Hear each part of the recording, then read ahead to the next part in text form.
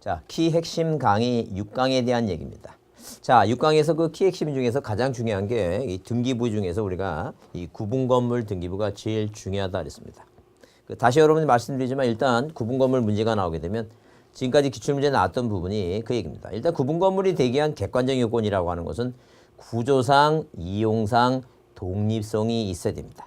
근데 중요한 것은 문제 나올 때 과연 객관적 요건, 구조상, 이용상, 독립성이 있다 해서 무조건 구분건물로 하여야 한다 그러면 틀려요. 이제 표현이 하여야 한다 이렇게 하면 틀린다니까. 할 수 있다라고 나와야 되고 그 다음에 또 나오는 게 뭐냐면 일반 건물로 할 수 없다 그러면 틀린다는 게. 일반 건물도 되고 네 마음대로 하라 이제 그런 개념입니다. 일단 먼저 그 내용부터 살펴보는 게 중요하다는 게. 자, 그부터 이해해 두시고 그 다음에 이제 물론 등기부 편성에 있어서 우리는 뭐예요? 자, 이렇게 1부동산 1등기 기록을 원칙으로 합니다. 그러니까 등기부가 하나 있으면 이 부동산이 하나 있으면 등기부도 하나라는 게. 물론 자, 우리나라는 뭐예요? 편성을 하는데 물적 편성주의라는 게. 사람 주소지의 등기부를 만들어 놓는 게 아니라 물건 있는 관할 등기소의 등기부가 편성이 됐다라고 보자는 게. 그래서 이게 원칙인데 자, 그래서 이 원칙에서 자, 이 일반 뭐예요? 토지나 일반 건물 있죠? 우리가 이제 토지나 일반 건물 이렇게 표현하게 될 것 같은데. 하여튼 일반 토지 건물 일반적인 것은 다 표제부가 하나 있고 갑구도 하나 있고 을구도 하나 있고 이렇게 구성을 합니다. 근데 이제 구분 건물은 등기부의 편성에 있어서는 자, 이렇게 연결되겠죠? 그 예외라는 얘기예요. 요건 이제 그 예외다. 여기 있네. 예외. 구분 건물은 일동 건물 전부에 대해서 1등기 기록 앞에 뭐가 와야 돼? 전부란 말이 와야 됩니다. 그러면 그 1등기 기록, 구분 건물의 1등기 기록은 어떻게 구성되어 있냐? 이제 그런 얘기예요. 이제 구분 건물 등기부에 이제 이게 구성인데. 자, 뭐가 있고? 일동 건물 표제부가 있고, 자, 구분 건물 표제부가 있고, 표제부가 몇 개라는 얘기예요? 표제부가 2개다는 얘기예요. 표제부가 2개. 그러면 이 표제부가 2개인데 특색이 뭐냐면 잘 보세요. 대지권이라고 하는 말 자체는 뭐예요? 대지권이라는 말 자체는 이것은 땅에 대한 얘기인데 땅에 대한 권리가 건물 등기부에 있다는 게 참 그게 오묘하다. 이게 신기하다는 게. 그러니까 시험 문제 자주 나오는 거예요. 그래서 이렇게 이렇게 등기부 구성을 일단 먼저부터 구조상, 이용상, 독립성을 갖추면 구분 건물을 할 수 있다니까 하야 한다가 아니고 두 번째, 일동 건물 전부에 뭘 둔다? 1등기 기록을 둔다. 그래서 1등기 기록은 세 번째, 표제부가 몇 개고? 3개고. 일동 건물, 표제부가 2개고, 2개입니다. 자, 그 다음에 일동 건물 표제부에는 이 대지권의 목적인 토지 표시가 있고, 자, 구분 건물 표제부에는 뭐가 있고? 대지권 표시가 있고, 대지권 표시가 있고. 그래서 이게 어디에 써 있느냐, 이걸 이제 잘 이해해 주자는 게. 그 다음에 이제 규약상 공용부는 뭐만 둔다? 표제부만 둔다는 게. 자, 그 다음에 그게 이해됐으면 그 다음에 이제 뭐야? 그 다음에 이렇게 어디에? 일동 건물 표제부에 대지권의 목적인 토지 표시하고 자, 이 구분 건물 표제부에 대지권 표시 등기. 요런 등기를 우리가 시험 문제 표시할 때 뭐라고 얘기하냐면 그 대지권 등기, 무슨 등기를 마쳤다고? 대지권 등기를 했다. 신청을 받아서 대지권 등기 했다. 이렇게 얘기한다는 얘기예요. 그러면 어디에?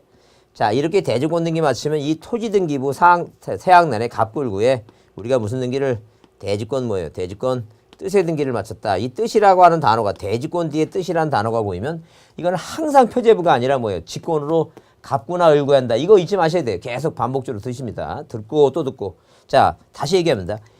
들으시면 맨 처음에 들으면 이해가 안 돼요. 잘 몰라요. 이제 그걸 계속 반복적으로 듣고 또 듣고 막 한 3번, 4번, 5번 들으면 아, 그 얘기구나라고 이제 그게 시간 싸움이에요, 여러분. 시간 싸움이기 때문에 절대 이 머리가 좋고 나쁜 거는 자격증하고 아무 상관없습니다. 내가 공부 시간을 얼만큼 투자하고 얼마나 들었느냐, 반복적으로 들었느냐, 그게 중요한 거예요. 그게 중요한 거니까. 하여튼 대지권 뜻 나오면 이건 뭐예요? 표제부가 아니라 어디에? 갑굴구에. 그걸 기억하자니까요.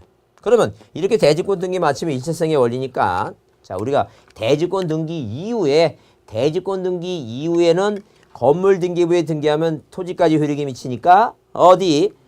아파트를 살고 싶은 사람은 어디에만 등기하면 돼요? 건물 등기만 등기하면 된다는 게. 그러니까 뭐예요? 효력이 땅까지 미치는데 그렇게 아까도 얘기했지만 그 시험 문제 지문에 뭐라 나오면 대지권 이렇게 또 이 지문이 그대로 나와요. 이거 대지권 자, 잘 기억해보세요. 대지권 등기 이후에 자, 건물 등기부에 잘 보라는 얘기예요. 건물 등기부에